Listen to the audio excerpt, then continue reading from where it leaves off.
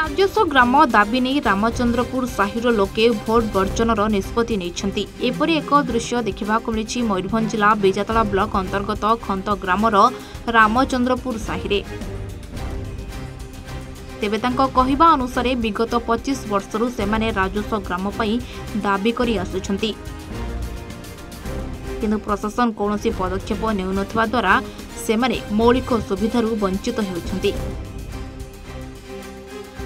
तेणु 2024 निर्वाचन पूर्व तांको ग्राम को राजस्व ग्रामर मान्यता न मिलिले आगामी निर्वाचन में ग्रामर 1500 रु अधिक लोक भोट वर्जन करिवे बोली दृढ़तार सहित आज गणमाध्यम आगे प्रतिक्रिया रखिछंती। नमस्कार, मो ना होची जगविमल सोरेन। आज रामचंद्रपुर साहिर जड़े बासिंदा।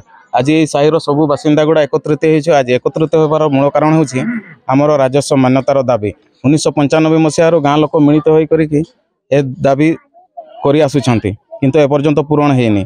2023 जनवरी 26 तारिख दिन 2023 जनवरी 25 तारिख दिन डिमार्केशन उपर स्तर नोटिस आसीला। नोटिस आसिक भी कामटा अधा पांतिरा रहीगला।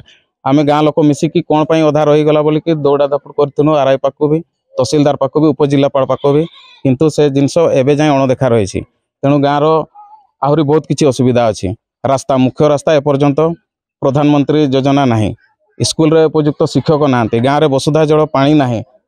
एपाई गाँ लोक सब मिसिकी आज आम एकत्रित होमें डिसीजन नहीं जे जदि ए सब आमर दूरीकरण न करा 2024 इलेक्शन रे ए गाँ लोक भोट देवेनी। मो परिचय है पार्वती हस्ता। आज कौन असुविधा एकत्रित आम एकत्रित हो आम राजस्व ग्रामर मान्यता ना, आमर भोट ना। आम गाँव में 300टा परिवार अच्छु, 15टा भोट अच्छी, किंतु आम किसी सुविधा पाई पारुनु। 1500 भोट अच्छी। हाँ, 1500 भोट अच्छी।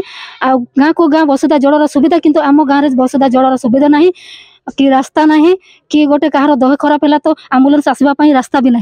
ताको बुही कि आम मेन रोड को जीव दे कि आम ट्रिटमेंट हेबो। मो ना होची सुनील कुमार हंसदा। मु रामचंद्रपुर मुखिया भी। आज आपनकर कोन दाबी नै सब गाँव एकजुट होती? आज आम समस्ते ग्रामवासी एकजुट होइछु। समस्ते वयस्क जो अच्छंती झील पिला जो अच्छंती समस्ते आज एकत्रित होछु एथि कि आम दीर्घ दिन है आम जो ग्राम रे सरकार जो मौलिक सुविधा दौरान ताहा आम ग्राम रे एपर्यंत अपहंच अच्छी। आम मुख्य रास्तार 500 मीटर दूर में से सरकार को लाभर आम सुफल पाई पारि ना। कारण एथि कि एपर्यंत आम रामचंद्रपुर ग्राम स्वतंत्र राजस्व ग्रामर परिचय पाई ना।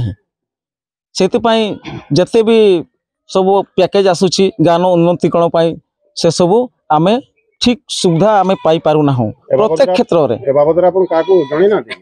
ए बाबद आम कलेक्टर आरंभ कर प्रशासन पंचायत स्तर ऊपर पर्यंत डिस्ट्रिक्ट पर्यंत जी भी प्रशासन कलर जो अच्छी स्टेप तार स्तर अच्छी आम समस्त पाखर आम दुख जड़े सारे बहुत थर आम धांग धपड़ कर सारे। ता मध्य सरकार आदेश बारंबार देछंती किंतु ताहा एस पर्यंत कार्यकारी होउ नाही।